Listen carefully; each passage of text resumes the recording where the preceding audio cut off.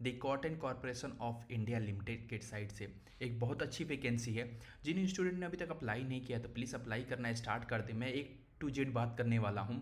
तो अभी तक हमारे चैनल को सब्सक्राइब नहीं किया तो प्लीज़ सब्सक्राइब करें। अब वीडियो अंत तक जरूर देखें कि जिससे कि आपको कोई इंपॉर्टेंट पॉइंट मिस ना हो। राइट, अब चलते हैं यहाँ पे। जैसे पेज आप ओपन करते हैं तो ये आपका वेबसाइट दिखने वाला है। मैं लिंक डिस्क्रिप्शन में दे दूंगा, वहाँ से भी अब आप जाके देख सकते हैं। ये देख सकते हैं ऑफिशियल वेबसाइट है। ऑलरेडी मैंने एडवर्टाइजमेंट डाउनलोड कर लिया है। यहाँ पे भी देख सकते हैं requirement against the various post of direct requirement on the basis of 2025 के रिक्वायरमेंट के अकॉर्डिंग उन्होंने डायरेक्ट रिक्वायरमेंट दिया हुआ है। अब देख लेते हैं यहाँ पे बात किया जाए। ये एडवर्टाइजमेंट आया हुआ था 9 मई को ही ये एडवर्टाइजमेंट आया हुआ था। तो इसके रिलेटेड हम बात करने वाला हैं। तब तक ये फॉर्म डाउनलोड हो जाए एडवर्टाइजमेंट। जो भी स्टूडेंट इसके रिलेटेड अप्लाई करना चाहते हैं वो इजीली अप्लाई कर सकते हैं। राइट, इसमें कोई प्रॉब्लम नहीं होगा। यहाँ पे देख सकते हैं 9 अप्रैल को ये आया हुआ है एडवर्टाइजमेंट। और एडवर्टाइजमेंट किसके अंडर आया हुआ है? The cotton corporation of India limited के अंदर ये एडवर्टाइजमेंट आया हुआ है। ओके, अब बात कर लेते हैं कुछ इंपॉर्टेंट डेट के बारे में। क्या क्या इंपॉर्टेंट डेट है इसके, उसके रिलेटेड हम बात करें तो इंपॉर्टेंट डेट यहाँ पे आप देख सकते हैं। इनका इंपॉर्टेंट डेट इन्होंने बता रखा है कितने, 9/5/2025 से आपका ऑनलाइन रजिस्ट्रेशन स्टार्ट हो गया है। Closing date of online registration form, last date of fee payment 24/5/2025 को इनका पेमेंट खत्म हो जाएगा और फॉर्म भी क्लोज कर दिया जाएगा। 24 तारीख को लास्ट डेट बताया गया है। ओके, अब बात कर लेते हैं। यहाँ पे आप देख सकते हैं कुछ इंपॉर्टेंट और अपडेट के बारे में, पोस्ट के डिटेल के बारे में हम बात कर लेते हैं। क्या क्या पोस्ट की रिक्वायरमेंट है उसके रिलेटेड हम बात कर लेते हैं। क्वालिफिकेशन इसमें क्या होने वाला है, A to Z हम बात करने वाले हैं। यहाँ पे पोस्ट कोड ऑलरेडी इन्होंने दे रखा है, क्या क्या पोस्ट कोड आपका होने वाला है। पोस्ट नेम ऑलरेडी इन्होंने भी दे रखा है कि कौन से पोस्ट के लिए आप अप्लाई कर सकते हैं। रेगुलर पे है, बैकलॉग पे है, टोटल वैकेंसी इन्होंने सब कुछ बता रखा है।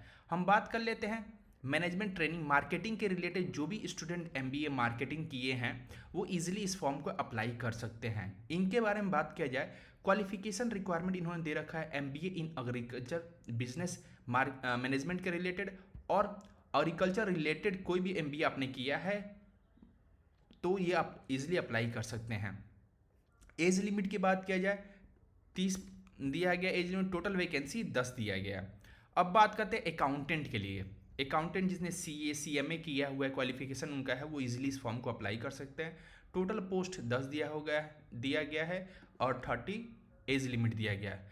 जूनियर कॉमर्शियल एग्जीक्यूटिव के लिए 125 पोस्ट की रिक्वायरमेंट आई हुई है टोटल। इसमें क्या है, आपका क्वालिफिकेशन क्या होने वाला है, BSc एग्रीकल्चर फ्रॉम एनी, आपने BSc एग्रीकल्चर किया हुआ है और आपका एग्रीगेट 50% मार्क्स है। 45% मार्क्स किसके लिए, SC ST PWD के लिए, कैंडिडेट के लिए। अगर आपके पास 50% मार्क्स है तो इस फॉर्म को आप इजीली अप्लाई कर सकते हैं इस पोस्ट के लिए। कौन सा, जूनियर कॉमर्शियल एग्जीक्यूटिव के पोस्ट के लिए, इस पोस्ट के लिए। ओके, अब बात कर लेते हैं कॉटन टेस्टिंग लैब के लिए जूनियर असिस्टेंट की रिक्वायरमेंट आई है। टोटल रिक्वायरमेंट की बात किया जाए 2 रिक्वायरमेंट है।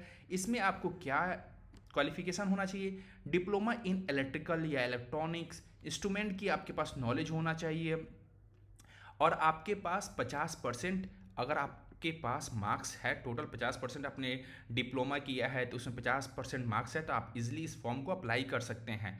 या SC ST कैंडिडेट के लिए 45% इन्होंने मार्क्स एलोकेट किया है। राइट, अब बात कर लेते हैं, यहाँ पे देखते हैं कि क्या क्या इनका रिक्वायरमेंट है। हाँ, यहाँ पे आप देख सकते हैं कुछ रिक्वायरमेंट इन्होंने बता रखा है कि क्या कैसे आपका पोस्ट आइडेंटिफाई कैसे होगा, किसके अंदर कितने होंगे, मैनेजमेंट के अंदर विजिबिलिटी कितने दिया गया PWD के लिए। ओके, उसके रिलेटेड आप कोई भी कमेंट होता है आप कमेंट सेक्शन में मुझसे जाके पूछ सकते हैं। जो भी आपको प्रॉब्लम होता है या कुछ नहीं समझ में आता है तो आप कमेंट सेक्शन में मुझसे जाके पूछ सकते हैं। अब बात कर लेते हैं सर्विस कंडक्ट और पे स्केल के बारे में बात किया जाए। यहाँ पे देख सकते हैं इन्होंने मैनेजमेंट ट्रेनिंग के लिए जो मार्केटिंग करने वाले हैं उनके लिए IDA बताया गया है इनका 30,000 से लेके 1,20,000 रुपये आपको मिलेंगे पर मंथ। मैंने अकाउंटेंट के लिए 30,000 से लेके 1,20,000 सेम यहाँ पे इनको एलोकेट किया गया है। अब बात करते हैं कॉमर्शियल एग्जीक्यूटिव के लिए जो 125 पोस्ट हैं उनके लिए 22,000 से लेके 90,000 एलोकेट किया गया। और कॉटन टेस्टिंग लैब के असिस्टेंट के लिए सेम है 22,000 से लेके 90,000 इनको भी मिलेगा। प्रोविज़न पीरियड की बात किया जाए तो 1 साल का प्रोविज़न पीरियड में आपको रखा जाएगा। अगर कोई आपके में त्रुटि पाया जाता है, कोई प्रॉब्लम होता है या आप काम ठीक से नहीं करते हैं, उसके बाद आपको ये डायरेक्ट टर्मिनेट कर देंगे। अब बात किया जाए उसके बाद इन्होंने सर्विस बॉन्ड लगा रखा है। आपको एक सर्विस बॉन्ड साइन करना होगा जो 3 साल का होगा। Service minimum period of 3 years आपका होगा। 3 साल आपको सर्व करना होगा। एक बार ज्वाइनिंग करने के बाद आपका 3 साल सर्व करना ही होगा और 3 मंथ बेसिस पे होगा। ओके, अब बात कर लेते हैं आप कौन से स्टूडेंट इसको अप्लाई कर सकते हैं। जो भी इंडियन के नेशनल सिटीजन ऑफ इंडियन होंगे वो इजीली अप्लाई कर सकते हैं। मिनिमम एज बताया गया 18 साल और मैक्सिमम 30 साल। ऑलरेडी मैंने बता दिया किसके किसके एज लिमिट ऑलरेडी मैंने मार्केटिंग के रिलेटेड सारे कैंडिडेट के मैक्सिमम एज 30 ईयर्स इन्होंने बता रखा है। ओके, अब बात कर लेते हैं कुछ पॉइंट के बारे में, कैसे एज रिलैक्सेशन होने वाले हैं। यहाँ पे देख सकते हैं एज रिलैक्सेशन जो भी होगा वो एज पर द गवर्नमेंट ऑफ इंडियन के नॉर्म्स के अकॉर्डिंग किसके 5 साल होगा SC ST के लिए, और नॉन क्रिमिनल लेयर के लिए 3 साल, 10 साल PWD के लिए, एक सर्विसमैन के लिए 3 साल। ओके, यहाँ पे देख सकते हैं टोटल डिटेल इन्होंने दे रखा है। अब बात कर लेते हैं कैसे आपको अप्लाई करना है फॉर्म A to Z के बारे में यहाँ पे देख सकते हैं। तो उसके पहले हम बात कर लेते हैं आपके एप्लीकेशन फ़ी के चार्जेस क्या लगने वाले हैं। ओके, यहाँ पे देख सकते हो एप्लीकेशन फ़ी के चार्जेस इन्होंने बता रखा है। जनरल EWS OBC के लिए एप्लीकेशन फ़ी लगेंगे 1000 और इंटीमेटेशन चार्ज लगेंगे 500 रुपया, टोटल 1500 रुपया। SC ST सर्विस के लिए कोई चार्जेस नहीं, लेकिन 500 रुपया जो इंटीमेशन चार्जेस है उसको लगेंगे। बैंक ट्रांजेक्शन जो भी करेंगे एज पर द जो भी अप्लाई होगा वो अप्लाई होने वाला है। पेमेंट मोड ऑनलाइन होगा, राइट। इन्होंने पेमेंट मोड यहाँ पे ऑनलाइन बता रखा है। या वीज़ा कार्ड से करो, या रुपए कार्ड से करो, या डेबिट कार्ड से करो, क्रेडिट कार्ड से करो, जैसे आपको करना है वैसे आप कर सकते हो पेमेंट ऑनलाइन। अप्लाई कैसे करना है इन्होंने बता रखा है कि आप इस वेबसाइट पे जाओ cotcorp.org.in पे, वहाँ पर रिक्वायरमेंट पे जाओ, वहाँ पे आपका एप्लीकेशन दिया हुआ है, वहाँ से जाके आप अप्लाई कर सकते हो। ऑलरेडी मैं यहाँ पे आपको लिंक डिस्क्रिप्शन में दे दूंगा, वहाँ से भी आप जाके अप्लाई कर सकते हो। ओके, उसके लिए प्रॉब्लम नहीं है, ये लिंक है आपका, मैं यहाँ से लिंक दे दूँगा। उसके बाद आपको क्या करना है, यहाँ पे ऑलरेडी आपने रजिस्टर कर रखा है तो इस पर लॉगिन करना है। रजिस्टर नहीं किया है तो यहाँ से रजिस्टर करके आप अप्लाई कर सकते हो। ओके, अब बात कर लेते हैं नेक्स्ट रिक्वायरमेंट, उसके रिलेटेड जो रिक्वायरमेंट आया होता है उसके नीचे कुछ पॉइंट इन्होंने दे रखा है। अब बात कर लेते हैं डॉक्यूमेंट क्या है। यहाँ पे इन्होंने डॉक्यूमेंट दे रखा है। ओके, इसके रिलेटेड प्लीज़ मैं यही बोलूँगा कि जो प्रॉपर फॉर्मेट में डॉक्यूमेंट दे रखा है उसी फॉर्मेट में आप अपलोड करो। कोई ब्लर नहीं होना चाहिए डॉक्यूमेंट, कोई फेज नहीं होना चाहिए, जैसे कि आपने एडिट किया हुआ डॉक्यूमेंट हो वैसा डॉक्यूमेंट नहीं होना चाहिए। एट द एंड सपोज आपका सिलेक्शन हो जाता है तो मे बी वो डॉक्यूमेंट अगर आपने एडिट किया है तो उसके बाद आपका टर्मिनेट हो जाएगा। तो इससे अच्छी है कि जो भी आपका प्रॉपर डॉक्यूमेंट है उसी को अप्लाई करो। यहाँ पे स्कैन करके 10th का मार्कशीट डालना है जो 100 KB के फॉर्मेट में आना चाहिए, PDF फॉर्मेट में हो, JPG हो, JPEG हो, 12th का मार्कशीट होना चाहिए। जो भी डिप्लोमा आपने किया उसके रिलेटेड, चाहे MBA किया है मार्केटिंग से, वो आपके पास होना चाहिए। 100 KB के एजुकेशनल क्वालिफिकेशन है, कोई भी डिग्री आपने प्राप्त की या एक्सपीरियंस लेटर आपके पास है वो अप्लाई करना। रिसेंट फोटो चाहिए इनको, साइन सिग्नेचर चाहिए। टोटल इन्होंने रिक्वायरमेंट बता रखा है क्या क्या आपको रिक्वायरमेंट चाहिए। ओके, मैं यही बोलूँगा जो भी फॉर्मेट है अच्छे से अप्लाई करना है। ओके, अब बात कर लेते हैं यहाँ पे एग्जामिनेशन के बारे में। एग्जामिनेशन इन्होंने बता रखा है कि एग्जामिनेशन सिटी कहाँ पे पढ़ने वाला है। टोटल सिटी इन्होंने दे रखा है 11 सिटी पे पढ़ने वाला है। मैं नवी मुंबई, हैदराबाद, न्यू दिल्ली, चेन्नई, लखनऊ, चंडीगढ़, कोलकाता, बेंगलोर, अहमदाबाद, पटना, जयपुर में आपका एग्ज़ाम सिटी पढ़ने वाला है। अब बात कर लेते हैं नेक्स्ट इनका सिलेबस मैं देख लेता हूँ। अगर सिलेबस, हाँ, उसके पहले यहाँ पे देख सकते हैं क्वालिफाइंग। मैं आप लोग के साथ ही ये रीडिंग कर रहा हूँ। ओके, जो भी इनपुट हो रहा है मैं आपको दे रहा हूँ। तो इसके रिलेटेड यहाँ पे देख सकते हैं इन्होंने क्वालिफाई करने के लिए बता रखा है कि आपको जो स्टूडेंट UR EWS OBC के कैंडिडेट हैं उनके लिए इन्होंने बता रखा है कितना, यहाँ पे 40% आपका क्वालिफाई परसेंटेज है। और SC ST PW ex serviceman के लिए 35% इन्होंने बता रखा है, राइट। 35% आपके आएंगे तो आप क्वालिफाई इन नेचर हैं, राइट, क्वालिफाई कर सकते हैं। लेकिन हाँ, मेरिट लिस्ट में लाने के लिए इससे ज़्यादा आपको लाने पड़ेंगे। 100 नंबर का पेपर होता है तो 80, 85, या 90 के ऊपर भी लाने पड़ सकते हैं। ओके, तो ये क्वालिफाइंग नेचर है बस, कि आपने इस एग्ज़ाम को दिया था और आपने क्वालिफाई कर लिया है।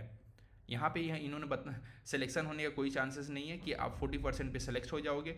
ऐसे बहुत स्टूडेंट पढ़े हुए हैं जो इससे ज़्यादा परसेंटेज लाने वाले हैं आपके ही कैटेगरी में। ओके, तो आप इसको भूल जाओ और अपना प्रिपरेशन ऐसे करो कि आपको इसकी रिक्वायरमेंट हो ही ना।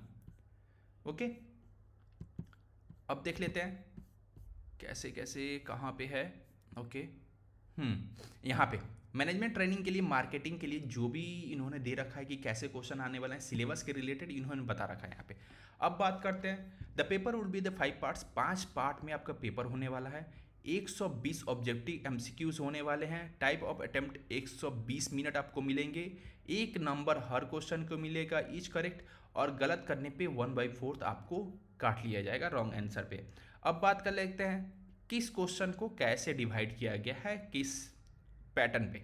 अब बात कर लेते हैं यूनिट 1 में, इन्होंने यहाँ पे यूनिट 1 दे रखा है। ओके, इसमें इन्होंने बता रखा है जनरल इंग्लिश आर्टिकल्स आएंगे, प्रीपोजिशन आएंगे, वोकैबुलरी आएगा, रीडिंग एंड कॉम्प्रिहेंसिव आएगा, सिनोम्स आएगा, जंबल वर्ड सेंटेंस आएंगे। ओके, मार्क्स पर आइटम के लिए 1 नंबर दिया गया है, 15 क्वेश्चन आएंगे, मतलब 15 मार्क्स के आपके होंगे। अब बात कर लेते हैं यूनिट 2 में, इन्होंने बता रखा है कि रीजनिंग होगा, कोडिंग होगा, और direction, distance, ordering, ranking, blood relation, data interpreter, coding and decoding, logics, data sufficiency, और series completion, puzzles, pattern completion, etc. Total इन्होंने रीजनिंग का पूरा, आर एस अग्रवाल का जो भी बुक होता है, इन्होंने रीजनिंग का पूरा इन्होंने सिलेबस दे रखा है।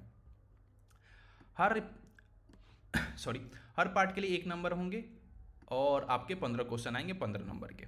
अब बात कर लेते हैं यूनिट 3 में इन्होंने क्या दे रखा है, क्वांटिटेटिव एप्टीट्यूड के बारे में, rational, proportional, time and work, speed and distance, profit, simple and compound interest, average, percentage, loss and discount. Total question 1 number के हर क्वेश्चन होने वाले हैं, 15 क्वेश्चन आने वाले हैं। अब बात कर लेते हैं यूनिट 4 के बारे में। यूनिट 4 में इन्होंने बता रखा है जनरल नॉलेज आपके पास होना चाहिए। जनरल नॉलेज में क्या क्या होना चाहिए, इंडियन ज्योग्राफी के बारे में, Indian trade, economic, current affair, world and trade, scientific research, award, sports, world और ज्योग्राफी एंड ईटीसी। इन्होंने लास्ट में फिर से दे रखा है, ईटीसी में आपके जनरल नॉलेज के अकॉर्डिंग आपके करंट अफेयर टोटल आ जाएंगे। ओके, हर क्वेश्चन 1 नंबर का होगा और 15 क्वेश्चन आने वाले हैं। लेकिन मैं ये बोलूँगा जो भी आप प्रिपरेशन कर रहे हो, तो ये जो इंपॉर्टेंट यहाँ पे दे रखा है ना, इसको ज़्यादा फोकस करना। ओके, जिससे कि एटलीस्ट मान लो कि 1 2 3 4 5 6 7 8 यहाँ पे दे रखा हुआ है, 7 8 क्वेश्चन इससे पूछ सकता है ना। तो ये जो विजुअल है यहाँ पे उसको आप ज़्यादा प्रेफर करना, राइट। उसके बाद अनविजुअल वाले ईटीसी में जो भी आएंगे उसको बाद में प्रेफर कर सकते हो आप, मेरे अकॉर्डिंग, आपको अकॉर्डिंग जो भी अच्छा लगता है वो आप कर सकते हो, नो वरी। अब बात कर लेते हैं, यहाँ पे आप देख सकते हैं यूनिट 5 में इन्होंने बता रखा है सब्जेक्टिव नॉलेज। जो भी आपका सब्जेक्ट है उसके बारे में आपका टोटल 60 क्वेश्चन आने वाले हैं और हर क्वेश्चन का 1 नंबर होने वाला है। तो ऑलरेडी मैं बता रहा हूँ, यहाँ पे देख सकते हैं अगर सब्जेक्टिव नॉलेज आपके पास अच्छी है तो आप इजीली इस फॉर्म को क्रैक कर सकते हैं, क्योंकि इन्होंने कोई मेंशन नहीं कर रखा है कि आपको हर पेपर में पासिंग क्वालिफाइंग नंबर लाना चाहिए। 1 मिनट, नोट में इन्होंने दे रखा है कि the level of paper will be considered the medium education qualification describe this post. No, इन्होंने ऐसा कुछ बता नहीं रखा है कि कैसे कैसे आपको हर पेपर में क्वालिफाई करना, हर यूनिट में क्वालिफाई करना। नहीं, अगर आपके पास अच्छी नॉलेज है अपने सब्जेक्ट के रिलेटेड, 60% यहाँ से ला सकते हो तो अच्छी बात है, बेस्ट होगा आपको। अगर 40% वहाँ से भी जो क्वालिफाइंग मार्क्स है उसको भी क्रॉस कर सकते हो 60% ला के, और बाकी है कि जो आप जो भी 1-2% इधर से भी ला सकते हो। ओके, यहाँ पे आपने सिलेबस देख लिया। आज ये किसका सिलेबस है, मार्केटिंग का सिलेबस है, राइट। ये किसके रिलेटेड सिलेबस है, मार्केटिंग का सिलेबस ऑलरेडी मैंने बता दिया है यहाँ पे। अब देख सकते हैं अकाउंटेंट का सिलेबस, जो सारा सिलेबस है 1 से 4 यूनिट सबका सेम ही है, लेकिन 5th यूनिट है जो मेन सब्जेक्ट आप जिस अकाउंटिंग में अप्लाई करना चाहते हो या मार्केटिंग में अप्लाई करना चाहते हो उसके बाद आपका सिलेबस चेंज हो जाता है। यहाँ पे देख सकते हैं अकाउंटेंट में भी यहाँ पे disclosure, accounting policy, value of inventory से दिया हुआ है, कैश फ्लो स्टेटमेंट दिया हुआ है। टोटल आप देख सकते हैं जो भी स्टूडेंट अकाउंटिंग के रिलेटेड इस टॉपिक को पढ़े होंगे तो ऑफकोर्स ये रिलेट कर पा रहे होंगे अकाउंटिंग के रिलेटेड। बिजनेस लॉ क्या होता है, कंपनी लॉ क्या होता है, कॉस्ट अकाउंटिंग क्या होता है, फाइनेंशियल मैनेजमेंट क्या होता है, टैक्स क्या होता है, एडवांस अकाउंटिंग क्या होता है। टोटल आपने जो अकाउंटिंग पढ़ा है उसको डायरेक्ट वो मैं बोल रहा हूँ तो उनको रिकॉल हो रहा होगा, राइट। अब बात कर लेते हैं जूनियर कॉमर्शियल एग्जीक्यूटिव का क्या आपके सिलेबस होने वाले हैं। तो यहाँ पे आप देख सकते हैं, ऑलरेडी मैंने बता रहा हूँ। ओके, तो यहाँ पे आप देख सकते हैं इनके बारे में बात किया जाए तो जो जूनियर कमर्शियल एग्जीक्यूटिव हैं उनके लिए सेम है, सबके लिए सेम है। 150 ऑब्जेक्टिव क्वेश्चन आने वाले हैं, 120 क्वेश्चन आने वाले हैं, 120 मिनट के होने वाले हैं, हर क्वेश्चन 1 नंबर के होने वाले हैं और 1/4 आपका मार्क्स कटेगा। और सबके लिए जो सेक्शन हैं यूनिट 1 से लेके यूनिट 4 तक सबके लिए सेम है। अब बात कर लेते हैं जो जूनियर कॉमर्शियल एग्जीक्यूटिव के 5th यूनिट हैं उनके रिलेटेड मैं बात करता हूँ। यहाँ पे देख सकते हैं इनका सिलेबस कम है। तो ये जिन स्टूडेंट ने एग्रीकल्चर मार्केटिंग किया है, ट्रेड किया है, प्रैक्टिस किया है, फार्मिंग पावर किया है, मशीन के बारे में उनके पास नॉलेज है, फील्ड क्रॉप्स के बारे में नॉलेज है, वीड मैनेजमेंट के बारे में नॉलेज है, ऑर्गेनिक फार्मिंग के बारे में नॉलेज है, वो स्टूडेंट इस फॉर्म को डाल सकते हैं जो जूनियर एग्जीक्यूटिव का फॉर्म है। ओके, तो यहाँ तक वीडियो आप देख रहे हैं तो प्लीज़ कंटिन्यू करते रहें जिससे कि आपका टोटल क्लियर हो जाए। अब कोट एंड टेस्टिंग लैब के बारे में इन्होंने बता रखा है, इंडिकेशन सिलेबस दे रखा है कि आपके पास जो इलेक्ट्रिकल इलेक्ट्रॉनिक्स के स्टूडेंट हैं उनके पास ये नॉलेज होना चाहिए, जैसे डिजिटल सर्क्यूट के बारे में, पावर इलेक्ट्रिक के बारे में, कंट्रोल सिस्टम के बारे में, सेंसर के बारे में, micro processor and micro control के बारे में। ये माइक्रो आर्किटेक्चर दिया गया है 8085 बीटेक में ये दिया हुआ था, एक्चुअली 8086 भी दिया हुआ है। Okay, ADC LED DC Motors के बारे में। ओके, तो आप जो भी स्टूडेंट इस फॉर्म को अप्लाई करते हैं, कौन से कोट एंड टेस्टिंग लैब, उनकी रिक्वायरमेंट ये थी कि इलेक्ट्रिकल इलेक्ट्रॉनिक्स वाले स्टूडेंट इस फॉर्म को अप्लाई कर सकते हैं जिन्होंने डिप्लोमा किया है। ओके, और यहाँ पे दे रखा है कि form of certification of proud of अगर आपने sorry other background classes apply for appointment करते हैं गवर्नमेंट ऑफ इंडिया में, तो आपको ये फॉर्म आपको अप्लाई करना होगा। अब बात कर लेते हैं सबमिट करना ओबीसी एडिशनल सर्टिफिकेट के लिए। फॉर्म ऐसा फॉर्म होगा जो आपको अप्लाई करना होगा। यहाँ पे एक सर्विसमैन के लिए फॉर्म ऑलरेडी दे रखा है। जो भी स्टूडेंट को कुछ भी डाउट होता है वो कमेंट सेक्शन में मुझसे पूछ सकते हैं।